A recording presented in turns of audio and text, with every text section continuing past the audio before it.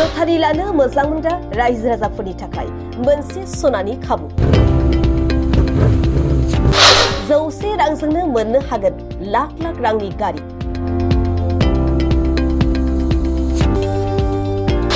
नोंथाङाबो लाख लाख रांनि गारिनि बिगोमा जानो गोसो दं नामा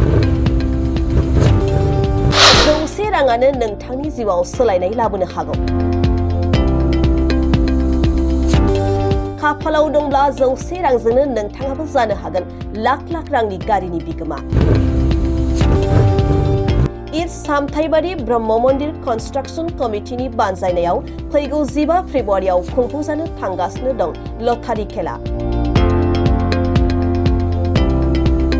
चिरां जिल्ला सानजा सामथाइबारियाव फैगौ 15 फेब्रुवारि खालि बे लटारि खेलाखौ खुंफुंनाय जागोन बे लटारि खेलायाव गोबां लाख लाख रांनि गारि मटरफोर दं जेरै आल्ट्रा bus Bolero Mahindra Scorpio Yamaha jet front Sigma Tata फान्स टीवीएस एंटॉक मारुति आर्टिगा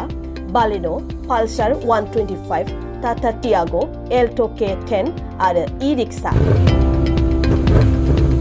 खाफालाव दंब्ला नोंथाङा बेफोर बेसेनगोसा गारिफोरखौ 100 रांजोंनो मोननो हागोन जुदि नोंथाङाबो 100 रांजोंनो बेसेनगोसा गारिनि बिगोमा जानो सानदोंब्ला सानजा सामथाइबारियाव खुंफुंनाय लटारि खेलानि काउन्टाराव थांनानै लटारिखौ लानो हागोन नङाब्ला नोंथाङा नैबे 6003069798 एबा 9864987854 जानबुं नम्बरनि गेजेरजों लटारिखौ लानो हागोन आरो फननि गेजेरजों सुलाद लानानै आबुङै मिन्थिना लानो हागोन যোৱাবাৰ আমি প্ৰথমবাৰত দিয়া হৈছিলে মন্দিৰৰ নামত মন্দিৰ বনাবলৈ মন্দিৰটো হৈ গৈছে মানে 90% হৈ গৈছে আৰু 10% আমাৰ কাম কৰিব লগা আছে গতিকে আমি এইবাৰো দ্বিতীয়বাৰৰ কাৰণে আমি খেলটো পাতিবলৈ হাতত লৈছোঁ আজি ফিটা কাটা হ'ল অপেনিং কৰা হ'ল যোৱাবাৰ নিচিনা যেনেকৈ ছাকচেছফুল হৈছে এইবাৰো ছাকচেছফুল হ'ব ইয়াত আছে এইখিনি প্ৰাইজ আল্ট্ৰা বাছ